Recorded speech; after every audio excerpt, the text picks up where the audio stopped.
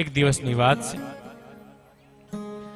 નારદજી ચાલતા ચાલતા વૃંદાવનની ધરતી ઉપર નારદજી પહોંચ્યા છે. નારદજીએ વૃંદાવનની ધરા ઉપર બે વૃદ્ધ એટલે કે બેભાન થયેલી અવસ્થામાં બે પુરુષને જોયા. કોઈ એમને ઊભું કરતું નથી. વારંવાર કોક ઊભું કરવા જાય તો પાછા પડી જાય, પોતે ઊભા થવા જાય પાછા પડી જાય. અને એ બંને ઘરડા પુરુષની બાજુમાં એક યુવાન સ્ત્રી ઊભેલી. નારદજી જોવે કે બે ઘરડા પુરુષ ઊભા થવા માંગે, ઊભા થઈ શકતા નથી. બાજુમાં યુવાન સ્ત્રી છે. હવે મારે જઈને પ્રશ્ન કરવો કેમ? કારણ કે સંત છે ને, સ્ત્રી હોય ને ત્યાં સંત પડછાયો પણ પડવા દે નહીં. એટલે કારણ વગર સ્ત્રી પાસે જવાય નહીં. કારણ કે જઈએ ને ક્યાંક એના મગજમાં કંઈક બીજો પ્રશ્ન ઉભો થાય, ક્યાંક મારો આ સંત ધર્મ લાજે.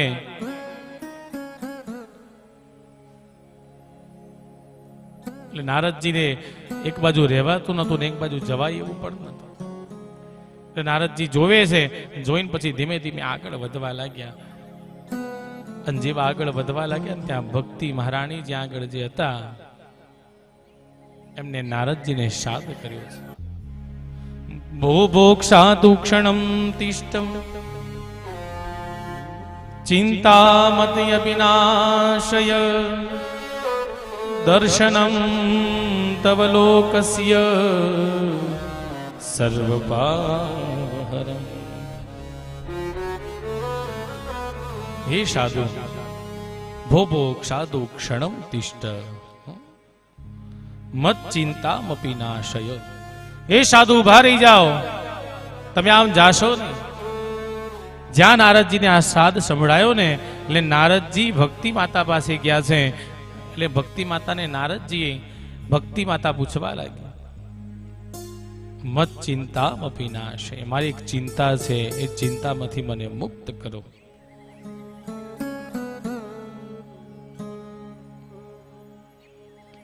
દર્શનમ તવ લોકસ્ય સર્વથાવહરમ પરમ. નારદજીને ઉભા રાખે, નારદજી થી રહેવાયું ને. નારદજીએ પૂછ્યું કે દેવી તમે છો કોણ? નારદજીએ પ્રશ્ન કર્યો છે, કાશિત્વમ કામિમોચૈમા નાર્યકા પદ્મલોચના વદ દેવી સવિસ્તારમ સ્વસ્ય દુઃખસ્ય કારણમ.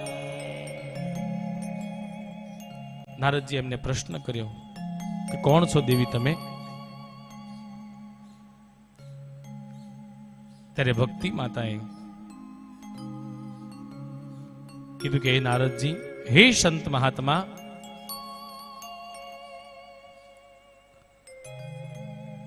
મારું નામ ભક્તિ છે. શું નામ છે મારું? ભક્તિ. અહમ ભક્તિ રીતિ ખ્યાતા ઇમો મે તનયો મતો જ્ઞાન વૈરાગ્ય નામાનો કાલ યોગે ન જર્જરા. આ બે પુરુષ એ જ્ઞાન ને વૈરાગ્ય એ કાલના યોગના કારણે આજે વૃદ્ધ બની ગયા છે ને હું યુવાન બની છું. વૃંદાવનમાં આવી કાલ યોગે ન જર્જર. નારદજી પૂછે છે કે તમે આવ્યા ક્યાંથી? તમારી ઉત્પત્તિ શું છે અને શું હેતુ રાખીને તમે અહીં આવ્યા છો? ઉત્પન્ના દ્રવિડેશાહ વૃદ્ધિમ કર્ણાટકે ગતા ક્વચિન મહારાષ્ટ્રે ગુર્જરે જીર્ણતા ગતા.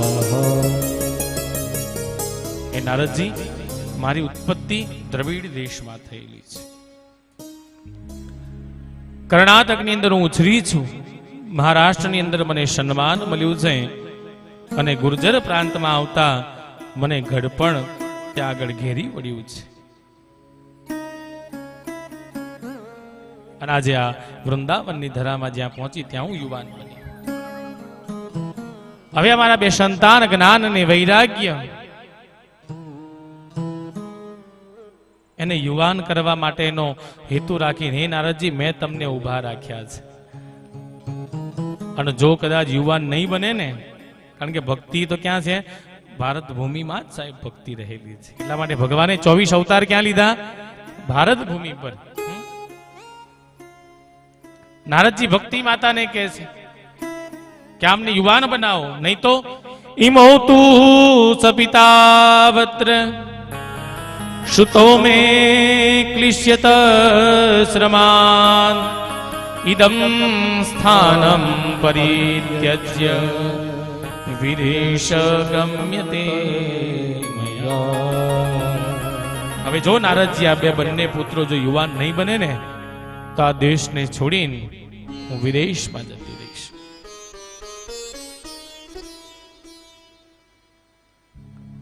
એની ચિંતાઓનું વર્ણન બધું નારદજીએ વૃત્તાંત સાંભળ્યું છે. નારદજી આખી એમની પાસે બેસી જ્ઞાન ને વૈરાગ્ય, આ ભાગવતજીનું મહત્વ છે સાહેબ. તમે જો આ કથા એ જ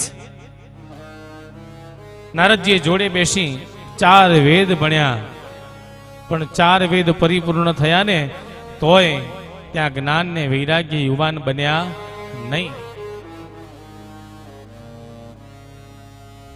બધા સાર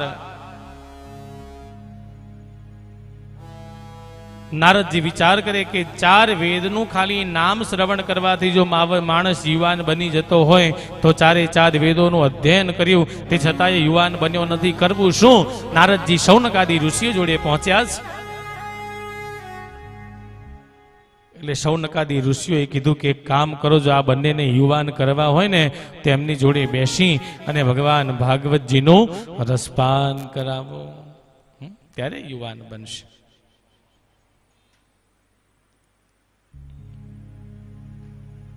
નારદજી કે મેં ભાગવતજીની વાત કરો છો, તમે પુરાણની? અરે મેં તો આખા 4 વેદ, તો કે 4 વેદ એ બીજ છે અને આપણા પુરાણ છે ને એ બધી એને શાખાઓ અને ફળ છે.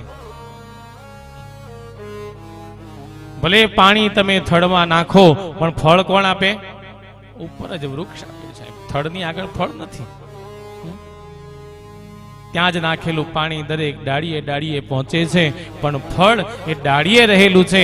વેદ એ મૂળ છે, પણ વેદની ભાષા ચંચળ, કોઈ ઓળખી શકતું નથી, સમજી શકતું નથી. એટલા માટે આ પુરાણોની રચના શાસ્ત્રમાં કરી કે જે સરળ ભાષામાં તમારા મારા જીવનમાં ઉતરે. એ આ ભાગવતજી તો કે એ સંભળાવ્યું.